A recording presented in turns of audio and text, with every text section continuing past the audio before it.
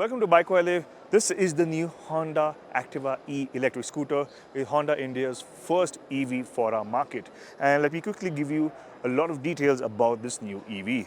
First of all, let's start with the design. In typical Honda fashion, it's very clean, simple, elegant and neat. At the top here, you have a nice LED DRL. You have a LED headlight over here. The indicators are placed over here.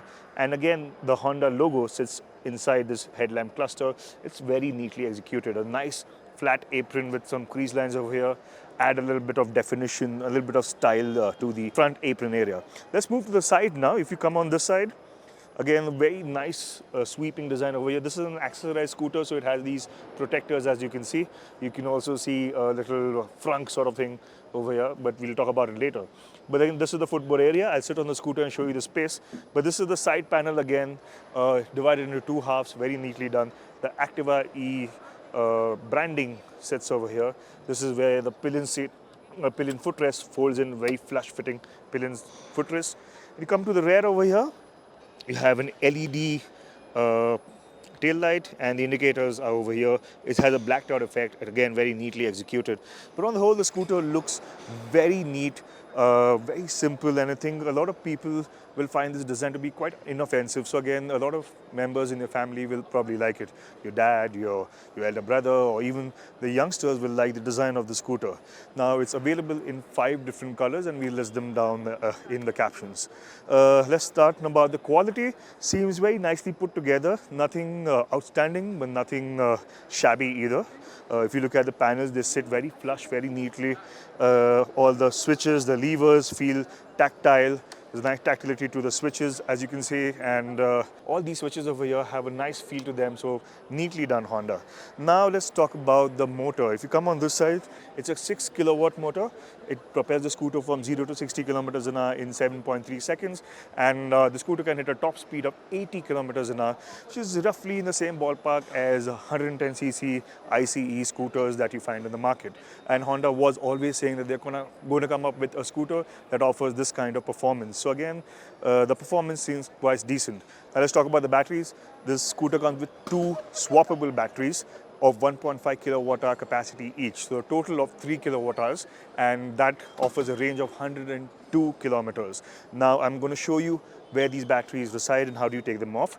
So you turn the key to the seat position, open the seat, and you can see the 2 swappable batteries over here.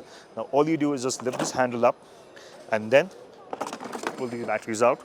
They are sort of heavy, but you can carry them easily and swap them out. You can drop them in over here and then just shut this. You hear this click, and that's it. You can swap the batteries. We'll show you the swapping station as well. But with these batteries in place, you do not have a lot of storage area. If you come on this side, just barely some storage for, say, a tool, say a phone, or a few knickknacks, but there's not a lot of storage space at all. So some bit of the practicality aspect has taken a hit. Honda says that you cannot ride the scooter with one battery. So if you're thinking that you're going to ride with one battery and use the other port to store items, that cannot be done. Also, you can't take this battery and charge them at home. You have to use a swapping station. That's why these are called swappable batteries. So you have to go to a swapping station and swap out the batteries. So that's the underseat space. Now let me show you the features. All LED lighting, as I've just mentioned, and the top spec scooter gets the Road Sync Duo application, so you can pair your smartphone and you get this nice TFT display. It is not a touchscreen though, as you can see, but you use this joystick over here to navigate through different settings.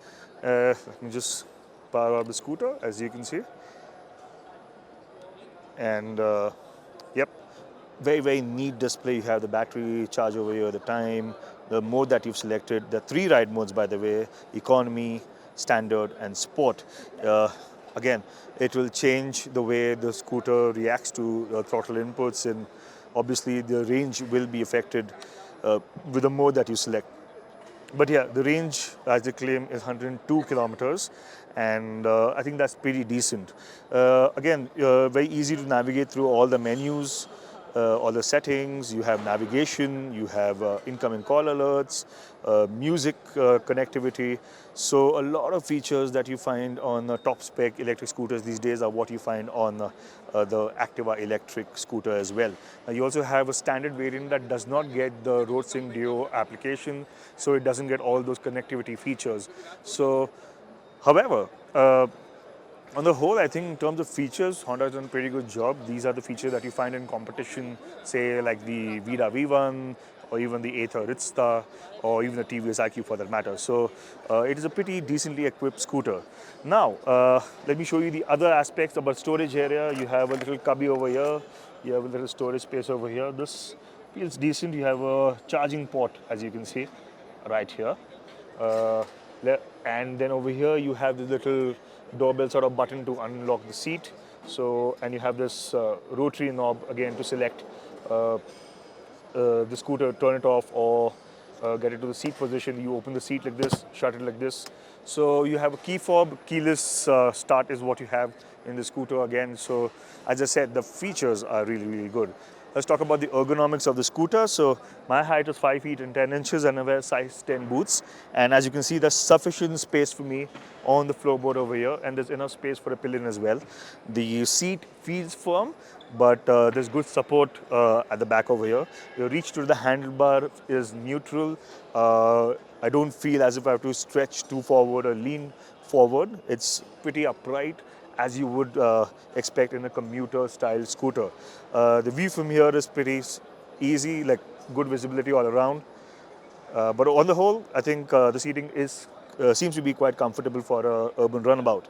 Let's talk about the frame now. It's got an underbone chassis suspended by a telescopic fork at the front and a monoshock at the rear. The scooter rides on 12-inch wheels and is shot with, at both ends, it's rides on 12-inch wheels on both ends, and it's got tubeless tires both at the front and the back.